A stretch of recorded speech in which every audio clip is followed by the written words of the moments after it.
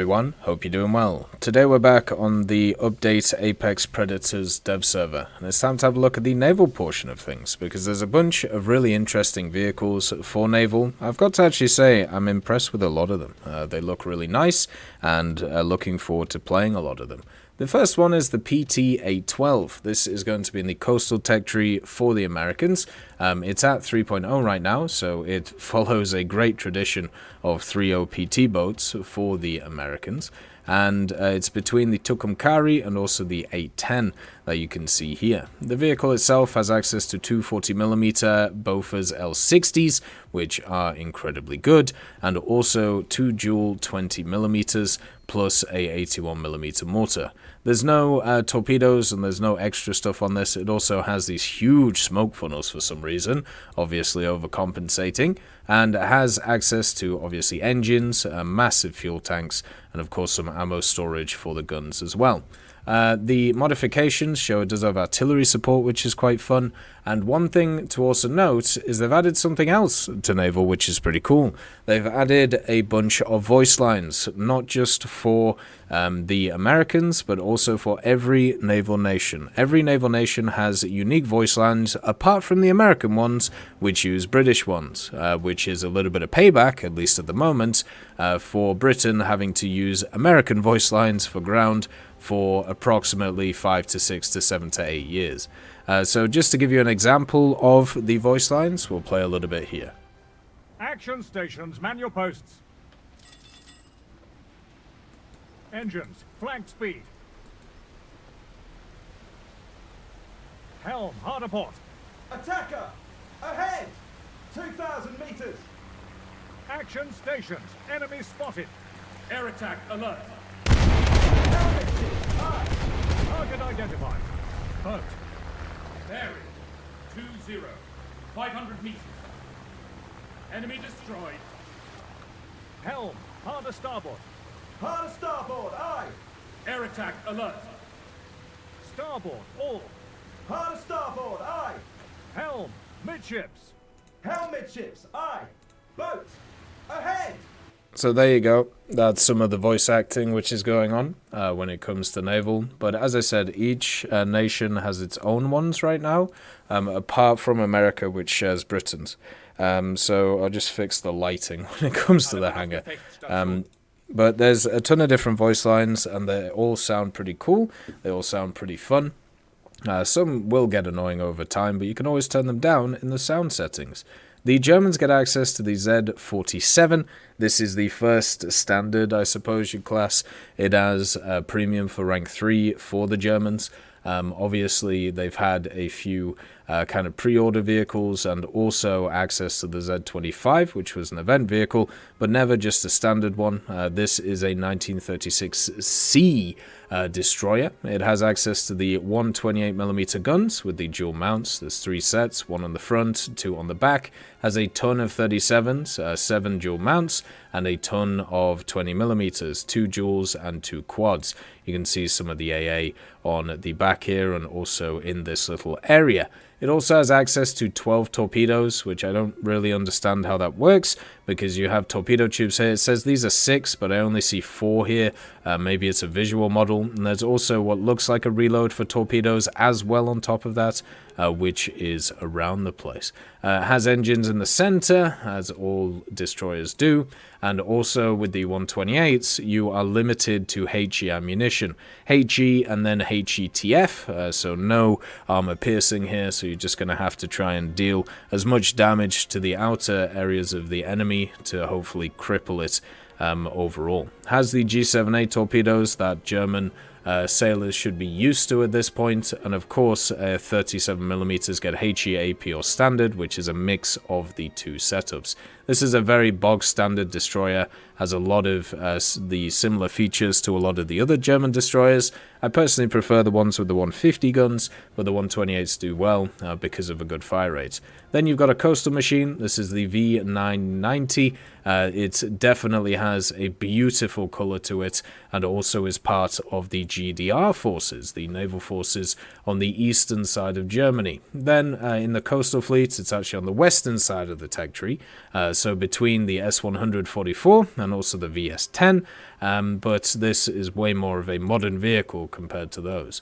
It has a dual-mounted 23mm with a very high fire rate on the back, and also access to some pretty cool features. It has mines, 2 of them, one here and one here.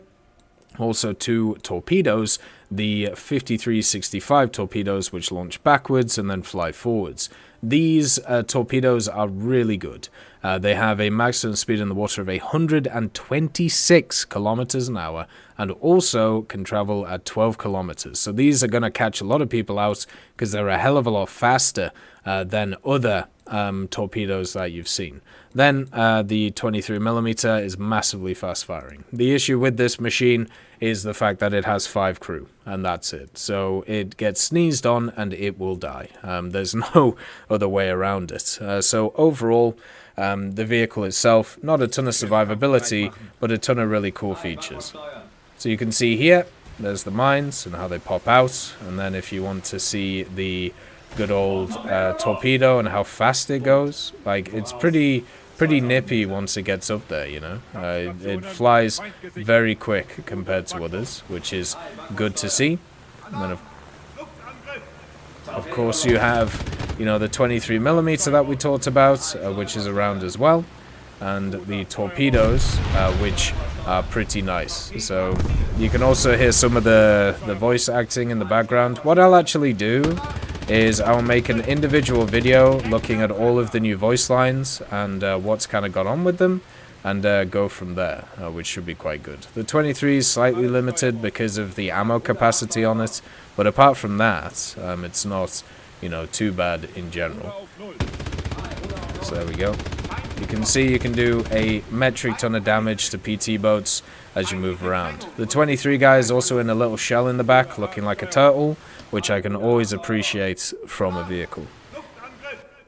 So I do really like that naval little coastal boat. I think this one's going to be really fun to play in the German tech tree. Moving on to the USSR, we have 2 other machines. We have the Riani.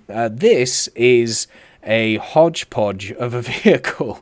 It has a bunch of random stuff on it, but this is even more of a hodgepodge. The Riani is actually a Project 7, so it has 130s, 76s, 45s, and 12.7s, and it is the brethren of the other vehicle they added last update, which is the Bezpośredni, which I don't think should be 3.7, and I don't think this thing should be 3.7 either.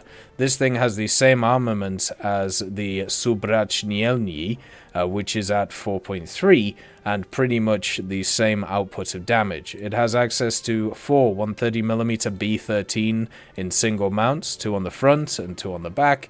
It has 2 76mm guns, 3 45s and 4 12.7s, plus some torpedoes in the middle as well. So it just has a lot of raw damage output with its main guns, which will just cripple a lot of things as it comes up. It does also have SCP-CBC, HEVT on the 130s, and also HE as well, just for good measure. The torpedoes aren't very good, just like most of the other Soviet torpedoes, but at least, you know, they exist and can be used, I suppose. You can always not take them if you don't want them. And then the 76 also has HETF, APHEBC, and also HE, depending on what targets that you're dealing with. This will be a solid premium. I really think it should go up in BR. I don't really understand why these vehicles are 3.7 to begin with, but there you go. The next vehicle is the Letucci. This is a hodgepodge, a full-on hodgepodge, and has a crazy story behind it, which we will talk about in a future video. It has 4 single-mounted Mark IV Bofors 1924 120mm guns. By the way, this is from 1945. It's part of the Regeli Ferdinand class, which once again we'll go into later on. It has an 88mm on it, then it has a 76mm from it from the First World War, and then also 2 40mm Skoda anti-aircraft guns, which is just a mess for the vehicle itself. It just has a ton of just random stuff on it. The other thing is it has some steam turbine torpedoes, the TPOs. These only have 10-kilometer travel distance, which is basically the same as all of the other Soviet torpedoes, so it's not very good.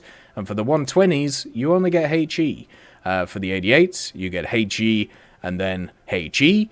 but this is Heffy. Then the 76s, you get the general HE or APHE or APHE or HETF, so a bunch of different ones there. But yeah, this is just a very odd vehicle. It's just got a very odd armament on it, and it's between the Ognevoi and also the Bezuprechny, and they've really reinforced this area for the Soviets recently when it comes to their tech tree. For Britain, there is unfortunately nothing, and for Japan, there is also unfortunately nothing. But for Italy, there is the Duca degli Abruzzi, which is exactly how you mispronounce it, and this is a light cruiser with once again the standard Italian design of being a very long boy. I feel like if the Italians really wanted to, they could make most of their light cruisers straight into aircraft carriers. The vehicle is a rank 5 battle rating 5.7. It is between the Eugenio di Savoia and also the Andrea Doria. So if you want the Doria, might be worth researching it now.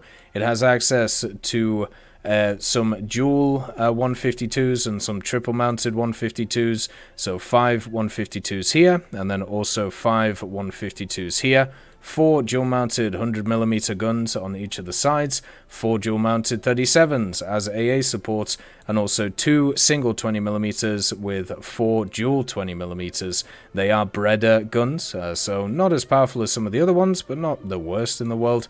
And then, of course, it has the steam turbine torpedoes, the 10km ones, which we actually looked at before, but these are a slightly different model.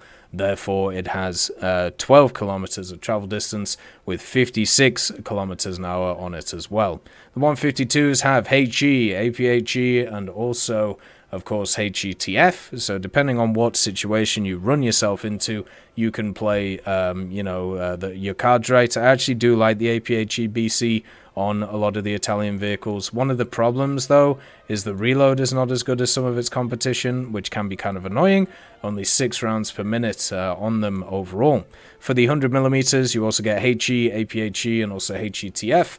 That is something else which kind of boils into it, and you can see the internals are incredibly well modeled, and this thing will light up like a Christmas tree when AP gets itself hold of it. 772 crew, a bunch of Citadel armor in the form of 100mm, and also 100mm on the main fire tower as well, which you can find here at 140. The fire director is 18 seconds, so not the best, not the worst, but still at least around the place. So that is all of the naval vehicles that are coming in the next update.